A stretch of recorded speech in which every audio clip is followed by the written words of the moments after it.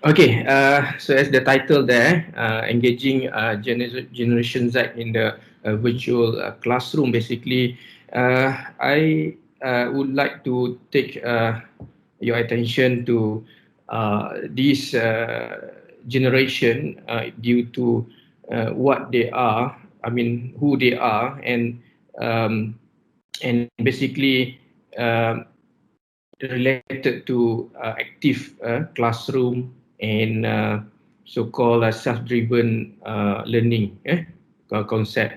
And this is basically um, part of my experience practicing this active learning concept in the classroom uh, three 3 years ago, if not mistaken.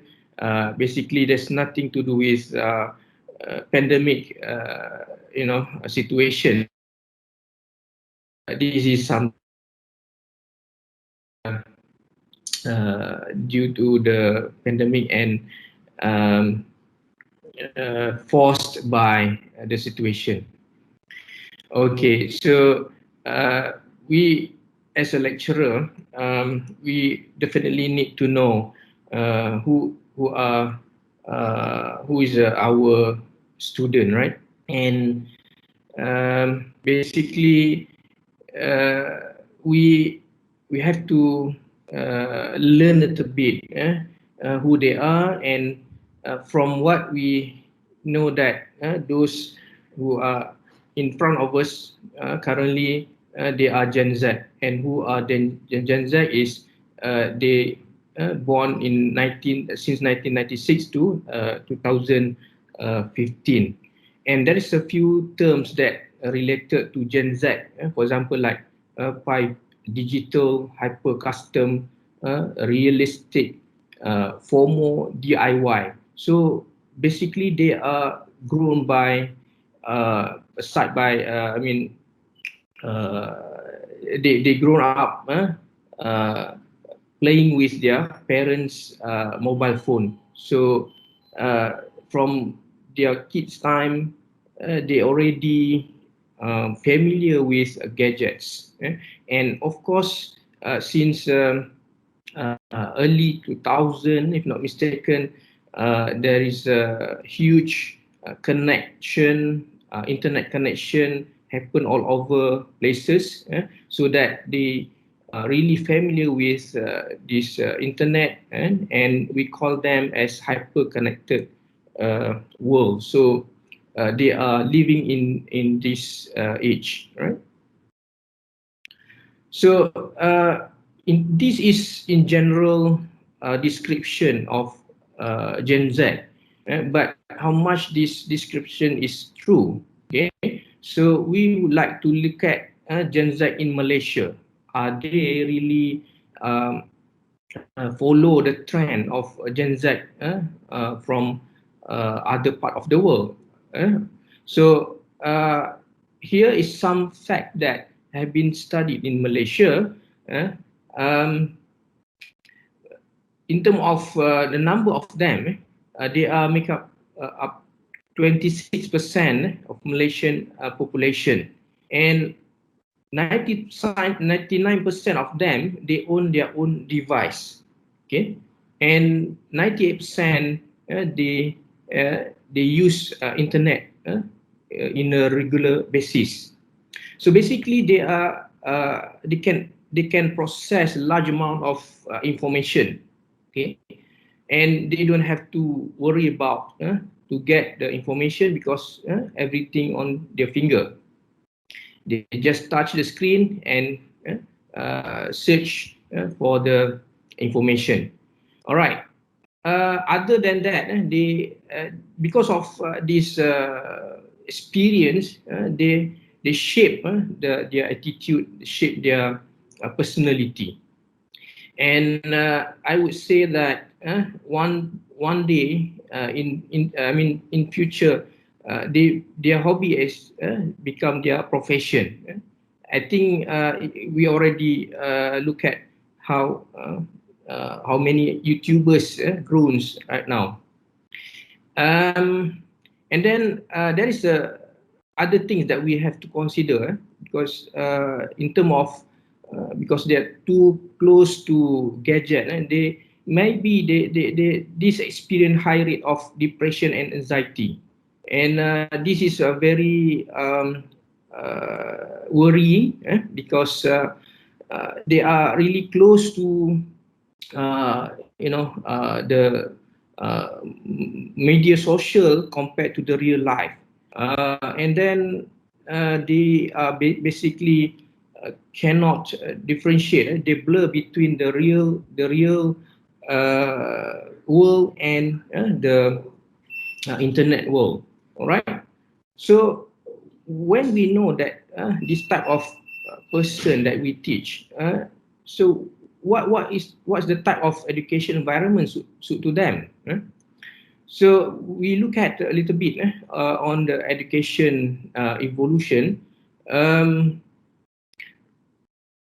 the first one, I mean, education 1.0, they are actually more to authoritarian, and after that we have education 2.0, where the communication begin and the collaborative work start to cultivate in the education, right?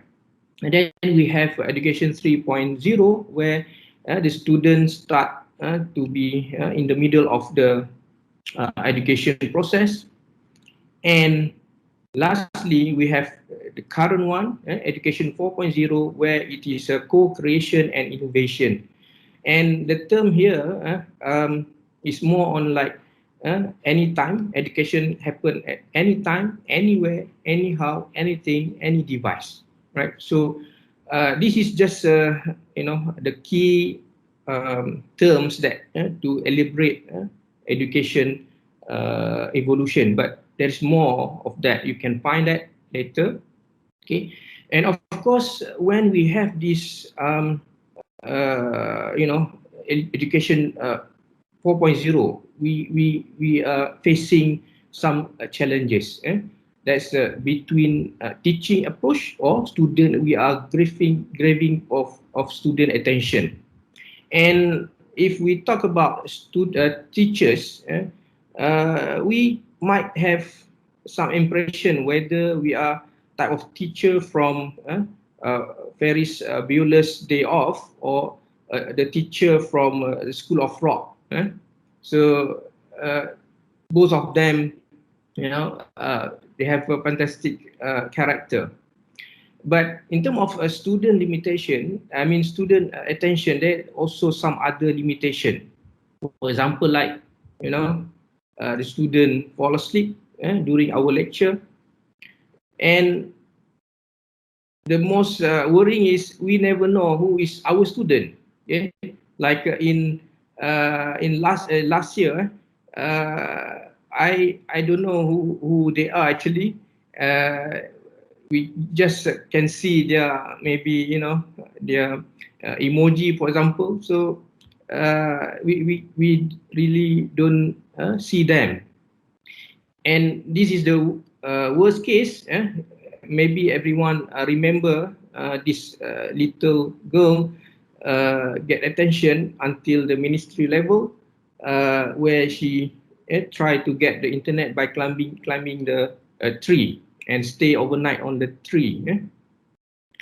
Well, in order to get this challenge, in order to overcome this challenge, maybe we can relate this, the effective learning during the class, and grab the attention of the student by relate this model suggested by Charles Jennings, where is the model saying that 70-20-10, which is 10 is auditory, 20 is visual, and 70 is the participate in something activity. So there's a verb here, right? Say that I hear, I forget, I see, I remember, but I do, I understand. Well, the question is, what is the recent approach to this model? Okay, So I had a good a teacher here, Professor Datuk Muhammad Amin MB. That's 3 years ago. I attend this so-called workshop, introducing to a few of us about Hutagoji, and what it is and how to pronounce it. It's pronounced Hutagoji, and the most important is pedagogy is a part of education that student-centered learning, and it must be involved directly. Okay, so it's similar to what Benjamin Franklin said a long time ago. Tell me and I forget, teach me and I may remember, involve me and I learn. Okay. So the question is how to involve them and do the active learning. All right. So one thing that we have to bear in mind about the personality of Gen Z personality student, right? One of them they have a shorter attention span. So means that they might have lack of attention during the class. So one of the worrying thing is about they might distracted because of there is a explosion of knowledge out there, so they can easily get wrong information, or maybe some misunderstood with the information being delivered out there. So we as a teacher must always keep them centered to the objective of the learning, the lesson, right?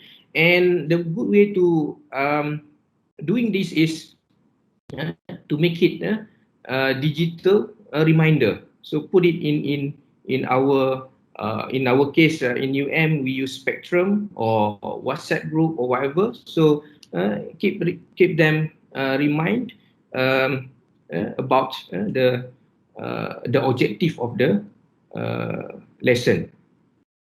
All right. The second one is we should provide a proper instruction. Why we do that? Because Gen Z basically they are expecting most thing tailored for them. This is very true because, for example, that you want to buy some food, you can go to Food Panda, for example, and you can choose whatever menus that you want to order. So that is what they expect from the education as well. So in order to cater this personality, we need to have a complete written and digital instruction to them, so that they can read out and follow the instruction, right? But there's some room for them to choose how to solve the problem. Okay, um, like our previous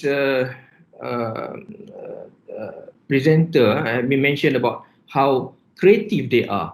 So this is where we can propose or write the proper instruction, but with some adaptive learning concept.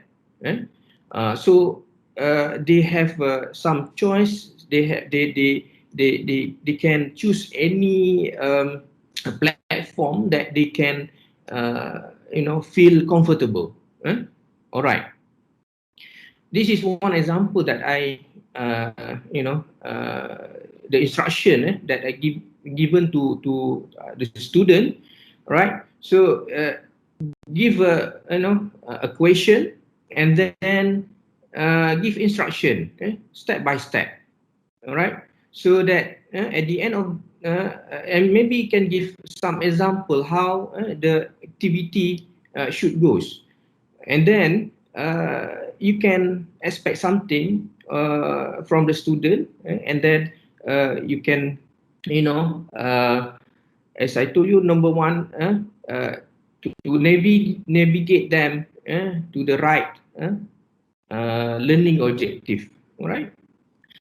All right, so the next one is how we choose a short activity. So this is more on my own experience. Gen Z is basically they are closer to internet rather than their real social life. So basically, when we talk straight 1 hour a lecture without any any other activity, they will be deviated. They will be get away from the lecture, from the activity, from listening to their lecturer. So might be it's good that to have 5-minute breaks in the middle of the lecture or discussion. So break here, it doesn't mean that tea break. It is embedded some activities, 5-minute, 10 minutes activities to ensure that the student keep with us, and they are basically aligned with our content, right? And we can,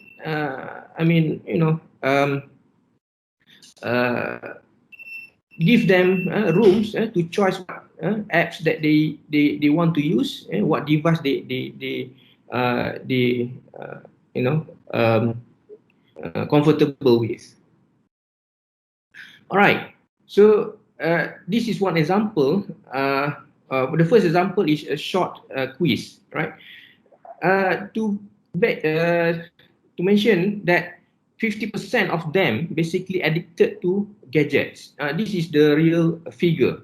So you just imagine that if you just they just listen for 1 hour and there's no break, they have a certain limit, so that in order to get their attention, maybe we can do some short quiz.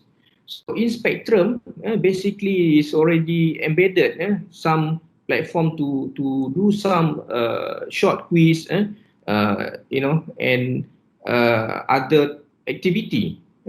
But I would suggest some other alternative, like Google Classroom, like Dr.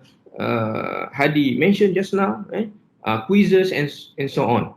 So we can do like very quick, 1 or 2 question, a couple of question, and then get how many of them that still bear with you. All right.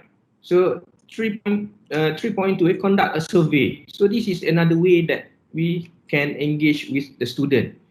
And bear in mind that this Gen Z, they are living with Instagram, Facebook, YouTube, where they can write their comments. They can throw their opinions. So they are very familiar with this environment. So it is good that we use this personality, their familiarity to give comments through in our education process. Right? For example, like instead of using social media like this, maybe we can use all things like that. So I'm not promoting. This is just example. There's ton of them out there. Maybe Google Classroom also can do pools and so on. Okay. The other one is run a simple simulation. So since I am from chemistry, this is very it's fundamental for us to look at the structure and draw the structure. So basically, we can make use web-based apps rather than rely on those platform, because some of the apps may be not working on Android and just work on iOS, but the other one maybe on vice versa. So web-based apps more reliable in this case. For example, like we can use Molview, this PET simulation, and Google this CamDoodle web. So the student basically can use their phone and this is web-based, so basically any phone can do. So they can simulate the structure, they can draw the structure, they can learn more on the, for example, like stereochemistry, and so on. So let them explore the potential of those apps. All right. So this is been mentioned earlier by our first speaker, gamification, right? So we know that Gen Z, they love games challenge. Uh, I just mentioned here, there's a few games that they are addicted with, right?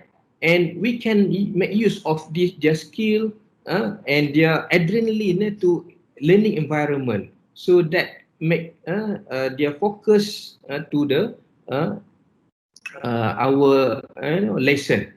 So basically, for example, like we have Kahoot quizzes, they can show the ranking whenever they answer the question. So this make them more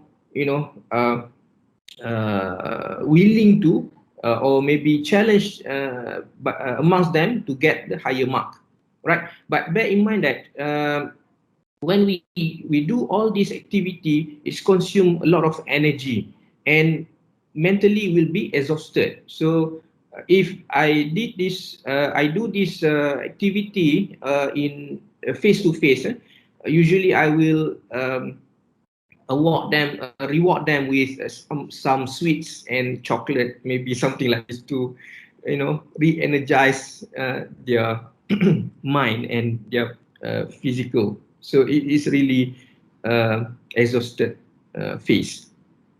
All right. Another activity that maybe we can consider is Googling. The word here, crowdsourcing. So Gen Z is very good with crowdsourcing.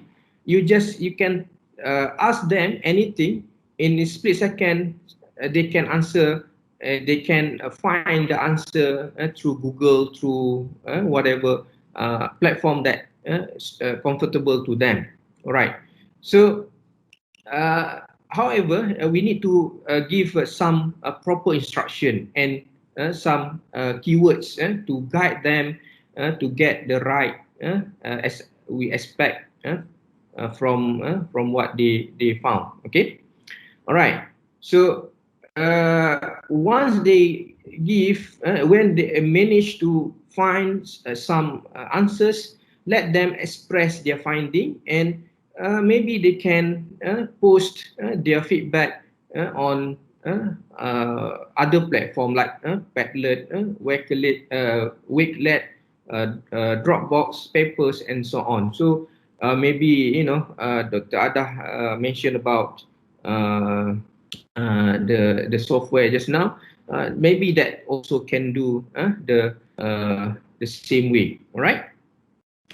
Okay, this is the last one, right? As I mentioned just now, we talk about Gen Z may tend to have some personality and psychology issue, right? So one of them is FOMO. FOMO is fear of missing out. So they always feel anxiety when they look at others post something and so on. So they have some issue here. So there is some other problem that we can maybe we can highlight here. Oops, sorry.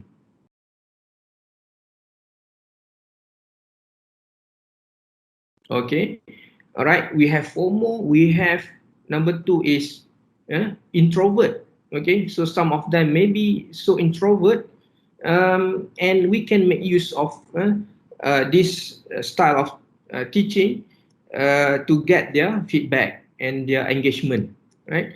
And maybe they have depression. Okay, so this is anxiety, right? This is depression.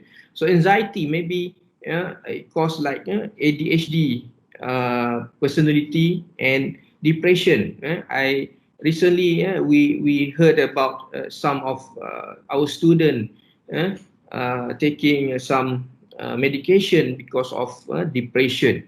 And I believe that by using their creativity, we can help them to remove their introvert, their anxiety, everything into a brighter person, and by engaging them using devices and different type of apps. Okay.